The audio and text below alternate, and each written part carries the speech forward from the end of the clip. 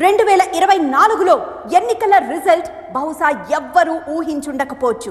And the hero of NDA's victory in Andhra Pradesh, many are saying, is in fact Pawan Kalyan. ఏ కాలమున ధర్మమునకు హాని కలుగును, అధర్మము వృద్ధి నొందును, ఆయా సమయముల యందు ప్రతి యుగమున అవతారము దాల్చుచున్నాను. ఇది నేను కళ్యాణ్ గారిని మొదటిసారి చూడటం.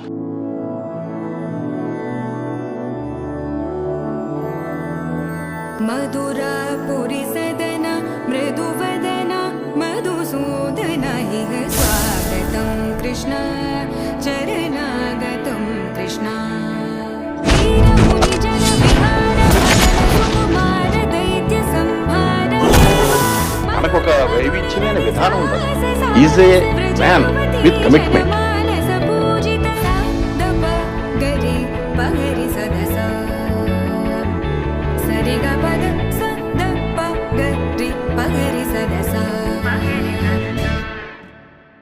పదేళ్ల క్రితం బాంబేలో వచ్చిన తుఫాన్ గుర్తుందా? అది మట్టి చెట్లతో పాటు అసలే చీకటి గాఢంధకారం సగం ఊర్నే వచ్చేసింది. దారంతా గతుకులు, చేతిలో దీపం లేదు, కానీ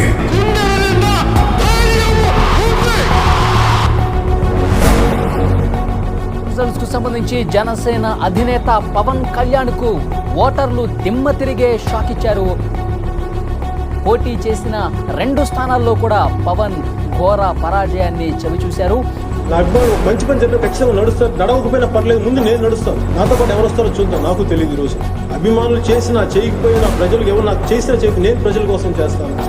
ఎందుకంటే ఇది నా స్వార్థం. కష్టాలలో ఉన్న ప్రజలకి కన్నీళ్లు తుడిచే పార్టీ జనసేన.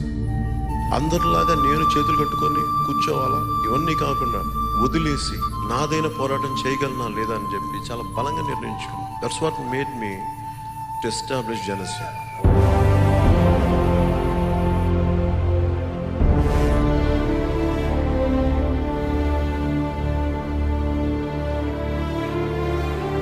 జనసేన తెలుగుదేశం కలిసి వెళ్తాయి వచ్చే ఎన్నికల్లో.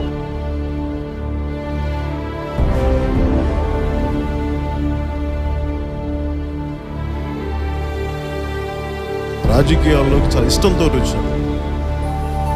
ఆశయాలని ఎంత క్రమంలో తీసుకెళ్ళాలి, నేను మీకు ఇచ్చే మాట కూడా మీరు ఇంత అభిమానంతో వచ్చారు, ఇంత ప్రేమతో వచ్చారు. ఒక ప్రయత్నం చేయకపోతే సమాజం మారదు.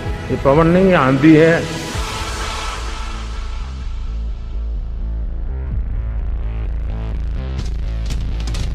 రే సన్నాసి నరసన్నాసి, పవన్ కళ్యాణ్ అనేవాడు పిచ్చి కుక్క. నాకు కొడాక నాలుగు చీలేస్తా మళ్ళీ. అయ్యా పీకే, నువ్వు ఏమీ పీకలేవు. నేను పవన్ కళ్యాణ్ ఛాలెంజ్ చేస్తున్నా.